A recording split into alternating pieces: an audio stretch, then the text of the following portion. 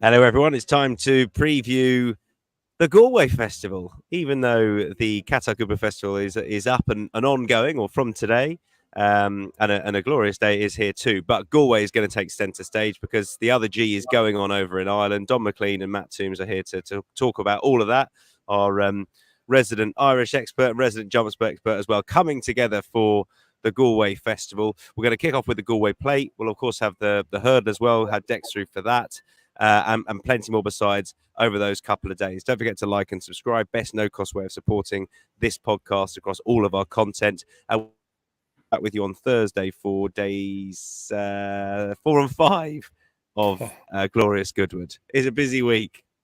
Matt Toombs, I'm going to come to you first. We're going to dive straight into the Galway Plate. I'm going to ask you to kick off with any trends that you have or reasons to highlight any underbet horses, and you can tell me what you like and why.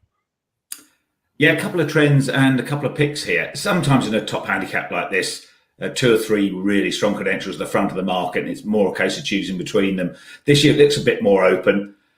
2 trends. One, the simpler one, applies to both my selections, and that's the second season chasers, who are understandably very popular in the handicaps. But in the plate, their record's so good, they've been profitable to back blind. They've won 7 of the last 10 renewals, 25% profit. Both mine are second season chasers. The first one's Zana here.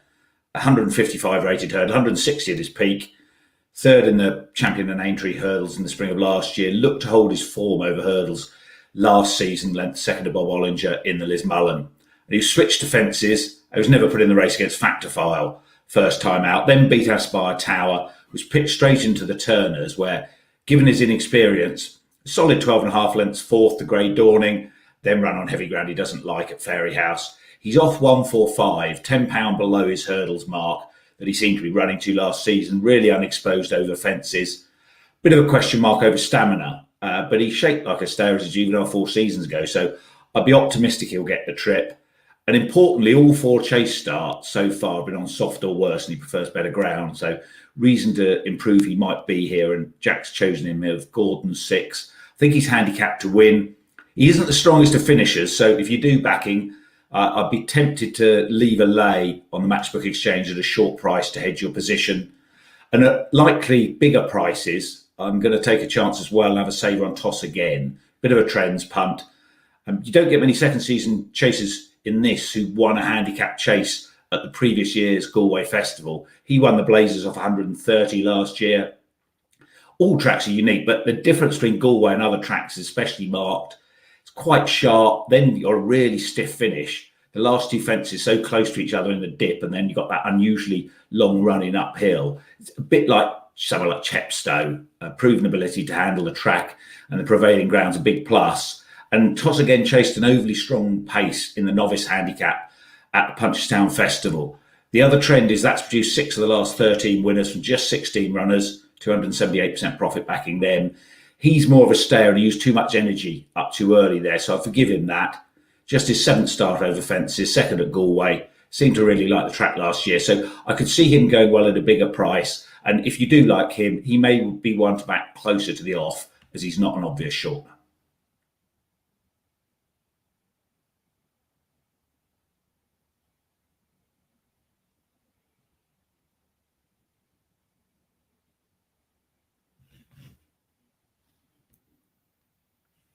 We lost Tom.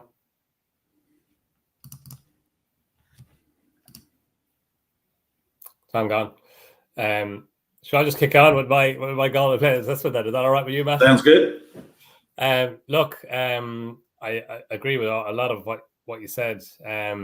Toss Again, actually, when he won the Blazers last year, he was, insofar as you can have a Galway plate shortlist a year out, he was the first horse on it. I thought he'd go on, and he was obviously, as you said, as Matt said there, the course form is massive at Galway. Like, course form is important anywhere, but course form at Galway is particularly important. And Toss Again, he just didn't go on from that throughout the season, but maybe the easy ground was against him on a couple of occasions. And then last time at Ballinrobe, he ran well for a long way when he finished 4th in that Mayo National. So yeah, Toss Again would definitely be on my list. You can see why Percival Le Gall was favourite. He ran in that Punchestown race the Matt was talking about. He finished second behind a Grand Coupe. That was a big run by him. And obviously the JP McManus colours always have to be respected here. Let's Go Champ is another Henry de Ramhead horse like Toss Again. Rachel Blackmore rides him. He's a lightly raced horse. He's 9, but he's only run 4 times over fences, and I thought he won really well at Punchestown at the festival last time. It was a really competitive handicap chase when he stayed on well to get the better of Must Be Obeyed. And for me, he's a player in the race. Am I right? Another Henry de Ramhead horse. I still think there's a big race in him. He ran well in the Kilbeggan race, the Midlands National last time, when he may have been just outstayed in the end. Interesting that Henry de Ramhead is fitting cheek pieces on him now to go with his tongue tie. Sam Tristan Davis is an interesting booking as well for him. So he's on my short list. And then the No Mead horse Pinkerton, well, both of them actually out as boy, dropping back down on trip after winning that Midlands National.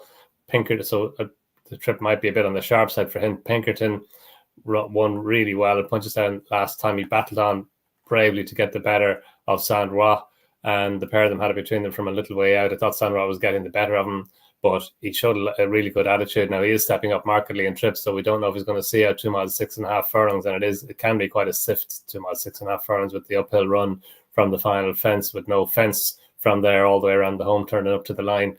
So if he stays, he could be a big player. But In Excelsior Stay was a horse that I like, Harry Fry's horse coming over from Britain.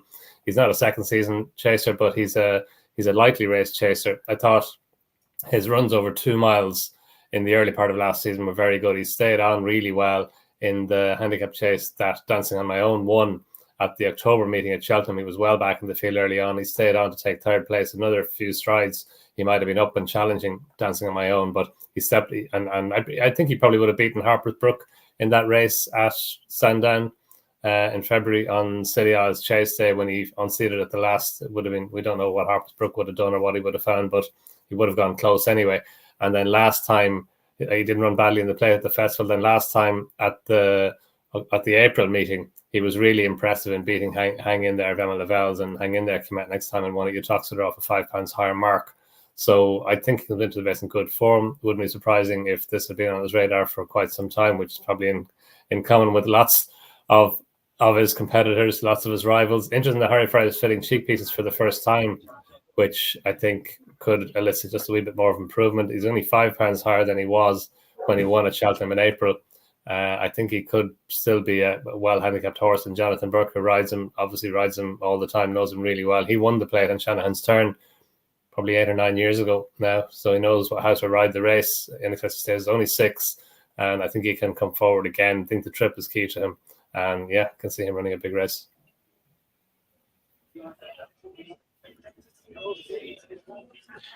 I'm going to try and come in again. How are we sounding? Nod if you can hear me. All good, Tom. Deadly. I'm. Oh, that's thank goodness for that. I think my laptop overheated, so I put the umbrella up. Matt and Don, you both agree on the 2 mile 6 handicap hurdles, so they tell me. Why? After you, Don. Yeah, look, it's. I think he's kind of sticking out a little bit. All right. He's just a lightly raced horse. He's only had 5 runs over hurdles. He stepped up and tripped to almost 3 miles the last day at Punchestown, and he won really impressively. The 4th horse, Doran's Law, came out and finished 3rd behind Secretaries of Stone. Paul knows at Tipperary next time. I just think he can come forward again. He's racing now off a handicap rating of 113, having won that the last day off 106. It's not a £7 hike is not harsh, given that he's only 5 and he's so lightly raced over hurdles. His Grandam was actually like a butterfly, so he's well bred. He's bred for this type of trip as well. It wasn't surprising that he took a good step forward the last day when he stepped up and tripped. He jumped a bit to his left the last day as well at Punchestown, so that's just a little bit of a worry, but it shouldn't. Like he proved that he was able to do it at right-handed Punchestown the last day. He won well as well. And Porrig Road, he's got his horses in good form. He'd win some, lose some, run at a good winner of a handicap hurdle at Wexford there the other day under Anya O'Connor. So I just think there are lots of positives about him. And look, it's a competitive race, but I think there's a fair bit more to come from, so they tell me.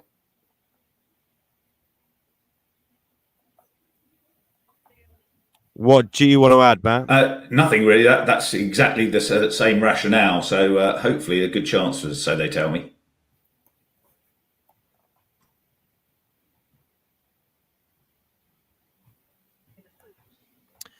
We kick on to a tricky-looking mare's handicap hurdle. No prices, I don't think, yet. Matt, you can kick off with Jolly Jewel. Yeah, just before that, one to keep an eye on here in the market is Glan, who was backed off the boards for the Galway hurdle last year, went off 5.0, flopped there, been big prices for her 2 runs since. She's been ridden by a £7 claim, having his first ride for Gordon here. So you want to see some market confidence before considering her, but keep an eye out. Jolly Jewel, having a 3rd run of her life here. She was 201.0 in midfield and a maiden at Leopardstown on Stephen's Day, then won at 51.0 at Cork in May. She did a lot wrong at Cork, pulling hard for a long way, kept very wide, looked green throughout, not looking to know a job at the business end, but just about talented enough to get it done. An initial reaction to that sort of result is that it'll have been a bad race. But the 2nd, 3rd and 5th were all placed in similar events next time, looking to show similar level of form. She did jump pretty well. She was given 111, which is a bit of a finger in the air job. She drops 3 furlongs here and has a hood on. That combination definitely looks a plus. She's far from a solid proposition, but if she's learned from her experience at Cork, she could be a fair bit better than that. And she's likely to be quite a decent price. I think she's about 17.0 in the tissue and the Racing Post. We haven't got any prices for this yet, but if she's that sort of price, she's worth a little in the win and place markets. Yeah, hopefully we've unearthed some decent likely prices for you as well. Not easy with some of them not priced up. Don, who do you like? Yeah, this is an interesting race. Last year's winner is back again, a lot of her own, and she was with Peter Fahey when she won the race last year. She's had a spell with Dan Skelton, and now she's back with Peter Fahey. And she's only £3 higher than she was when she won the race last year. So if she can get back to that type of form, then obviously she's a big player in the race. And as I mentioned earlier on, a good starting point for any race with Galway flat or jumps is Galway form. So she could be a well-handicapped mare. Actually, Royal Eagle had finished 3rd in the race last year. She raced off the same mark of 116. She's now rated 131, Gordon Elliott's horse, but she's gone and improved since then. She her record at Galway is really good as well. She won a novices hurdle there in 2022. So we know that she goes well at Galway. She's been in good form on the flat as well. She's now got a flat rating of 81. So she's a classy mare. She's a progressive mare. She's only 6, and Jack Kennedy rides her. So she could be a player as well. But I do like She's a Fine Wine of Henry de Bromhead's, Rachel Blackmore taking the ride on her as well. Just think that she's improving. She's only had 4 runs over hurdles. She won well at Ballinrobe the last day. That was her first run back since Christmas, when she disappointed on really heavy ground at Limerick over Christmas. So you can allow her that. And she goes well fresh. She beat Jute Porte the last day, and Jute Porte then came out and won at Novices Chase at Roscommon. Now, she's a mare who is a better mare over fences than hurdles. But She's a Fine Wine. Still, she looked like the likely winner from a fairway out that day at Ballinrobe. She hasn't run since then. That was late May. But she does go well fresh. She won on her first run for Henry de Bromhead. She was with Ollie Murphy, actually, since joining from Ollie Murphy. And then that run the last day at Ballinrobe was the first run back after a break. So she got a £6 hike for that, which was fine, up to a mark of 120. That's a more than workable mark. And if she can handle the track, then, yeah, I think she's an improving mare, and there's more to come from her. Now, we've got some flat handicaps, which Matt set me the task of finding some winners of, and I accepted, then declined immediately when I looked at them. But luckily, Don, the 7.45 over a mile, step forward. Who do you like? Yeah, not difficult to see why you might have sidestepped it, Tom. It's not easy. It is not an easy race. Monster Boyce, I think, could be a player in it. Noel Meade's horse, Colin Keane, taking the ride. He improved when he stepped up to a mile the last day, and he had been racing over 7 furlongs as if he would improve for stepping up to a mile. He won well. That said, Colin Keane was really good on him. He got out in front. He set his own fractions. It was a sedate pace. The sectionals tell us that, but he stayed on really well and he won well. And with that win under his belt, like, that was his 9th run, so it was good that he got the win under his belt. Not surprising that it came over a mile as opposed to 7 furlongs. And he's stepping out and trip again up another half a furlong at a stiffer track, so that could suit him even better. And Colin Keane is riding him again, so that's all positive for him. But I just thought September Leaves. I think she's a filly from whom that there could be a good bit more to come. Like she won well at Limerick so 3 runs ago, back in June, when she was in behind horses in the home straight. Shane Foley by that this time took her out, and she showed a really good turn of foot to get up and win that day. Then she went to Limerick last time, and she was just a bit keen at Limerick last time and at Leopardstown next time, when she finished 3rd behind Tokenomics. In fairness to her, though, she did stay on well after looking like she was going to fade to retain third place behind Tokenomics. And at Limerick back in June, she raced on the rail that day, and that was a day on which they were all kind of coming near side. So she probably was racing on the worst of the ground. So I think you can allow her that run at Limerick. You can give her a little bit of a pass as well for a Leopardstown run the last day when she was just keen early on. Interesting that Jessica Harrington's fitting blinkers for the first time. So if she could just settle a wee bit better, and look, it's a big field. They should go a good pace. That should help her settle. She's a nicely bred filly as well, a Moiglair filly. Or Dam is a sister to Designs on Rome, who's a prolific horse in Hong Kong. And again, she's only run 5 times, so I think there could be more to come from her. So look, we don't have prices for this. I'm just interested to see what price she's going to be. And you can roll straight into the 8.15 as well, but if you can, over that 2 mile handicap. Not sure what price Golden Temple's going to be.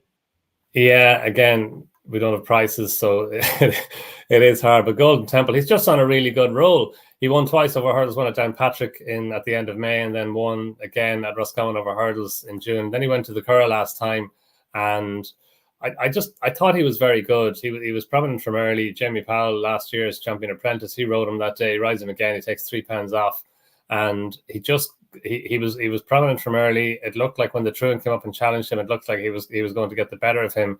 But he battled back really well on the far side. He won.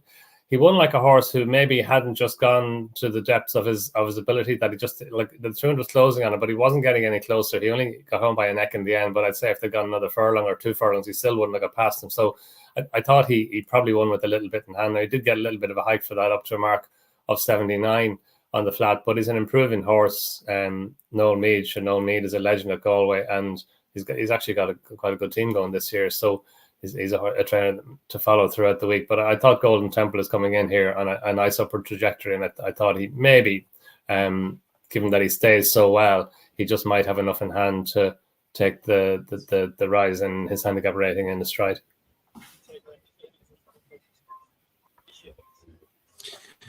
Day 4, we now had decks for the hurdle.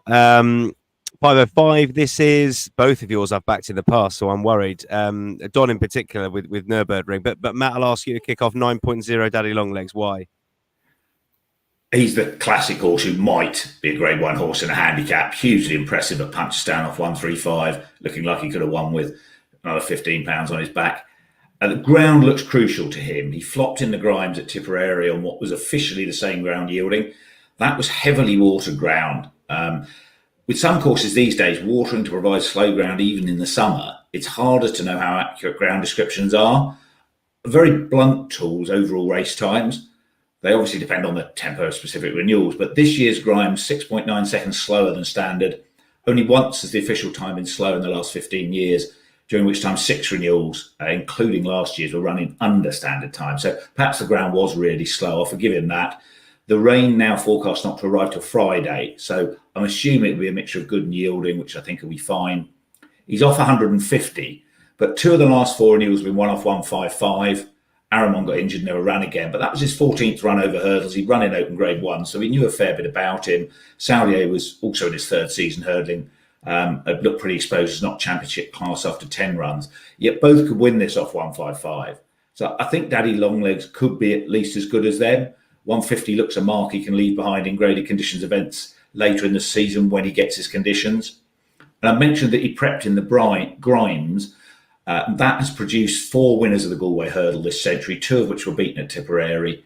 And if you narrow it down to Grimes runners that run off 145 or more in the Galway hurdle, the stats are 3 from 17, 62% profit. 4 of the 14 beaten horses were placed. So I'm optimistic that Daddy Longlegs can improve that record. I think he's a bit better than a handicapper.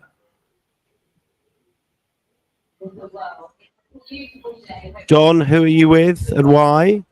Yeah, see all that in Daddy Longlegs.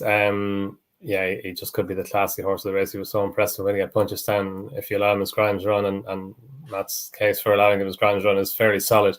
I just think Nürburgring might be a little bit of a price. He was just kind of below the very top juvenile hurdlers last season while he competed in those good races. He ran in the juvenile hurdle, the Grade 2 race at the Leopardstown Christmas Festival when he was only beaten by 3 parts of a length. and he'd beaten Caliconte actually in the Grade 3 race at the Hatton's Grace Hurdle at Fairyhouse, and then he went to the Triumph Hurdle, finished 4th in that, although he was pretty well beaten by Magsborough.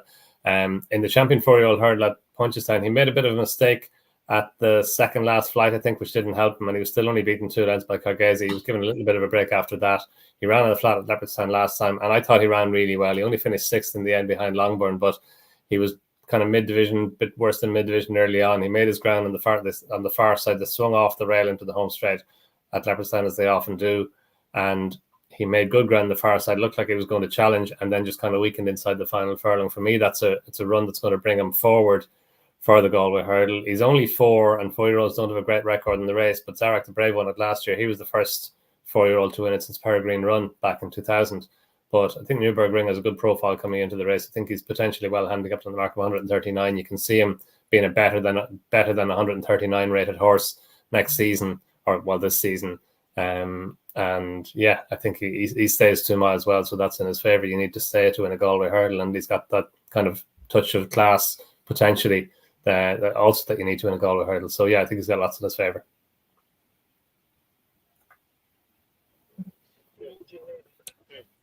Anything else on the day, chaps? Matt, you've got one other for us, yes? Yeah, potentially in the beginner's chase, no prices on these as yet. An initial look through this race over extended 2 miles 6 suggests there isn't a backing focus in it. Franciscan Rock had 2 runs over fences last season, looked set to give, let's be clear about it, a race when coming down at Goran, then was outclassed by Grange, Clare West, Hartwood and Corbett's Cross at Naas. Showed his ability, he was still there when 5th off 138 in the Coral Cup, fit from a spin over hurdles at Cork last month. I'd imagine Pink in the Park will go a favourite here. I'd give Franciscan Rock a chance of turning her over.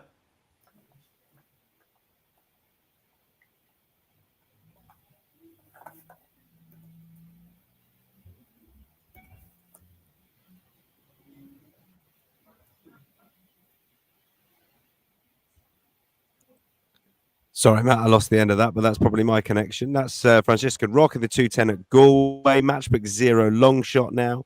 Goes live at 10 a.m. each day. Most likely to be getting best odds given the nature of the exchange. There's 0 margin, 0 commission. Matt, I'll come to you first of all, and then Don, you pick up yours. Toss again in the plate, and by the race day, you may get a bigger price than he is now, especially on Matchbook 0 long shot. Yeah, I'll go with September Leaves. Again, we don't have prices on that 3-year-old's handicap. Yeah, September Leaves, depending on what price she is. I just think she might be a wee bit underrated. Don't know what price she's going to be, but I can see her running well in that for first-time blinkers. Hopefully big. I think that seems likely anyway. You're against one in our best lays section, the 505 on Thursday, Matt. Yeah, that's the favourite under control in the Galway Hurdle. The trend here is that all 23 winners this century had run during the current jump season, whether on the flat or over hurdles, if the season's taken to start on the 1st of May. 3 had last run in May, 6 in June, and 14 had their previous start in July. Even thinking back further, I can't remember the Galway Hurdle ever being won off a long break. So hard against horses that have had a clear run and are really fit, even with modern training methods. Nicky Henderson's brilliant with 2 mile handicap hurdlers, but off a 187-day break, this is a huge ask. I'm keen to take her on, given how short she's got now.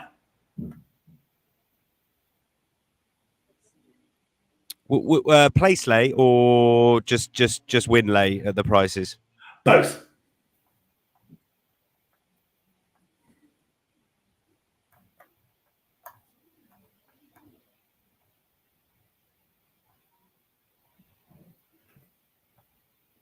Let's come to best bets.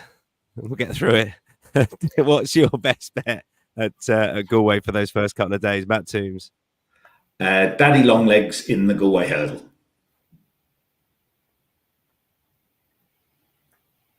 And Don, your best play, sir? Yeah, in Excelsior Seo, first time cheek pieces, progressive horse, trip in his favour in the Galway plate.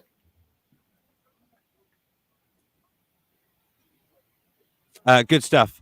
Good luck to all of those selections. You can head to insights.matchbook.com for a recap of all of those selections. They'll all be written down there for you, as will the trends, underbet trends that Matt has put up as well. And we'll be back on Thursday for the last couple of days of Goodwood. Maybe a bit of Galway thrown in as well. Who knows? Enjoy the week. It should be a fabulous week between both sides of the RSC. Bye-bye.